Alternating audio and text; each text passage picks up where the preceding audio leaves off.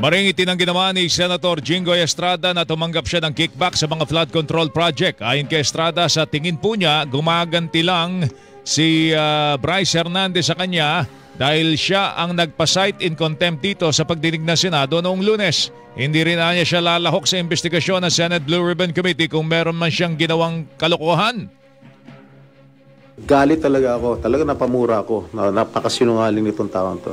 Because first of all, hindi ko siya kilala and I have never met that guy. Just common sense. Will you think I will be actively participating in this investigation na nandun siya, nakilala ko siya, nagbibigay siya ng pera sa akin? Siguro he wants to get even with me because I was the one who cited him in contempt at pinakulong ko sa Senado. Kasabay nito, hinamon ni Estrada si Hernandez na sabay silang sumailalim sa lie detector test. If Mr. Hernandez truly stands by his allegation, I challenge him right now, take a lie detector test with me. Let us settle this once and for all and show the public who is telling the truth. Iginit din ni Estrada na hindi siya nag-allocate ng 355 billion pesos na halaga ng pondo kontra baha sa Bulacan at itinanggi din po niyang kakilala niya si dating Bulacan District Engineer Henry Alcantara.